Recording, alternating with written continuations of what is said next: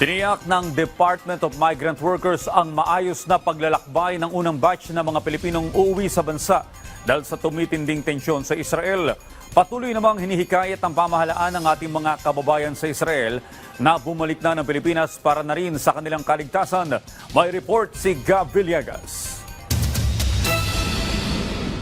Nakaalis na ang 26 na mga Pilipino sa Israel sa pamamagitan ng repatriation program ng ating embahada. Para tiyakin ang kaligtasan ng ating mga kababayan sa kanilang pagtawid patungong Jordan, ay sinamahan sila ni Philippine Ambassador to Israel Eileen Menjola at ng team mula sa Department of Migrant Workers at Overseas Workers Welfare Administration. Pagdating sa Jordan ay personal na sinalubong ni na Philippine Ambassador to Jordan Wilfredo Santos at Migrant Workers Secretary Hans Leo Kakdak ang ating mga kababayan. Sa isang press briefing, sinabi ni Secretary Kakdak na tumaas na ang trend ng mga Pilipinong nais magpa-repatriate. We know that yung pace or yung trend in terms of humihingi ng repatriation assistance seems to be higher post Iran attack last June 13th than prior to. Para naman kay Ambassador Santos, may mga inilatag na rin ang pamahalaan ng mga hakbang para tiyakin ang kaligtasan ng mga Pilipino. We work closely together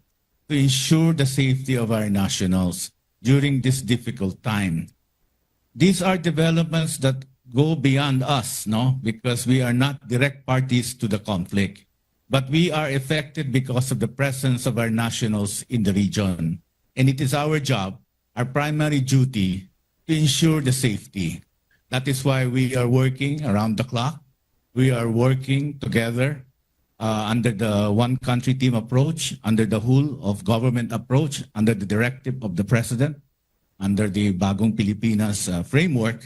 Pagkarating ng mga OFW sa Pilipinas ay agad silang bibigyan ng tulong mula sa pamahalaan. Inaasahan naman na darating sa bansa ang unang batch ng repatriates bukas ng umaga at pinoproseso na ng Embahada ng Pilipinas sa Israel ang pag-uwi ng 33 Pilipino na kabilang sa ikalawang batch ng voluntary repatriation ng pamahalaan. Samantala, labis na nababahala ang Pilipinas sa mga pangyayari sa gitnang silangan. Dito ay hinimok ng Pilipinas ang mga partido na piliin ang diplomasya at iwasang palalain ang kaguluhan na pwedeng maging banta sa regional at international peace and security.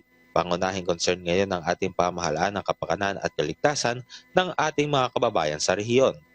Nakahanda ang ating mga embahada sa rehiyon para magbigay ng karampatang tulong sa ating mga kababayan. Patuloy na isusulong ng Pilipinas na magkaroon ng mapayapa at diplomatikong solusyon sa nangyayaring krisis.